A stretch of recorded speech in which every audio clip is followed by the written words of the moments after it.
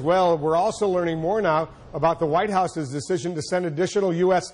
troops to Baghdad. Let's bring in our Pentagon correspondent, Barbara Starr. We're talking about another 350 U.S.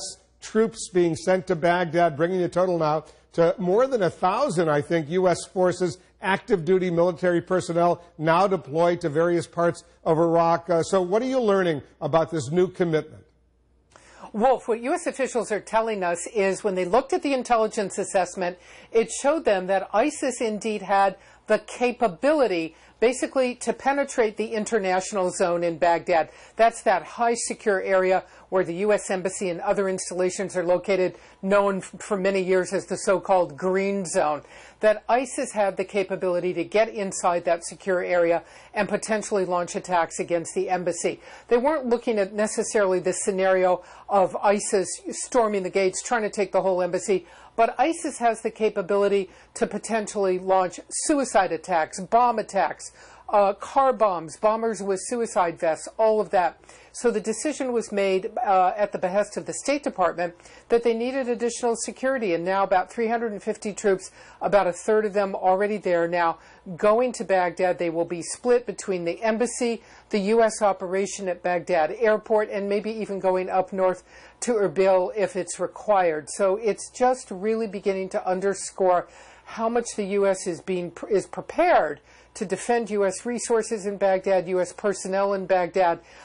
This is another indicator, I would say, this is turning out to be a very long-term situation. Yeah, it's going to go on and on and on. What about the specific threats? Are there specific threats against the U.S. Embassy in Baghdad, which, as you know, is a huge, huge embassy? I think it's the largest one in the world. Specific threats to U.S. personnel, diplomats, military personnel in the Iraqi capital? You know, Wolf, at this time, the sources we're talking to in the U.S. government say there isn't a specific direct threat against the embassy complex. But we are in that post-Benghazi era when the U.S. has heightened concern for all embassy installations around the world. And they're, you know, really in this era, it's all about taking those protective measures in advance. You know you're in a high-threat situation in Baghdad. There's no question about that. So put the extra people in, be prepared, and be able to repel anything that may come your way.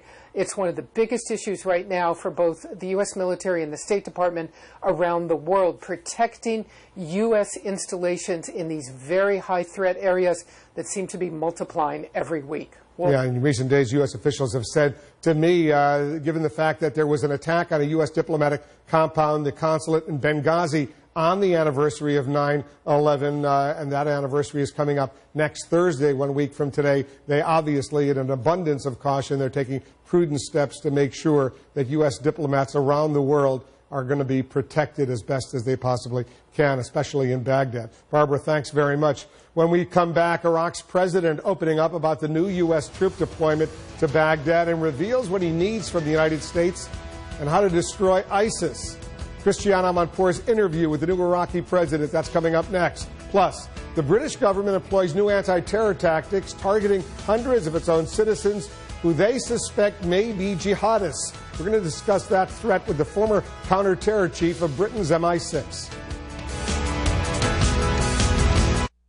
You get sick, you can't breathe through your nose. Suddenly, you're a mouth breather. Well, put on a Breathe Right strip and instantly open your nose up to 38% more than cold medicines alone. So you can breathe and sleep. Shut your mouth and sleep right. Breathe Right.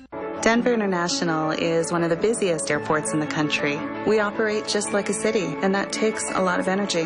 We use natural gas throughout the airport for heating the entire terminal, generating electricity on site, and fueling hundreds of vehicles.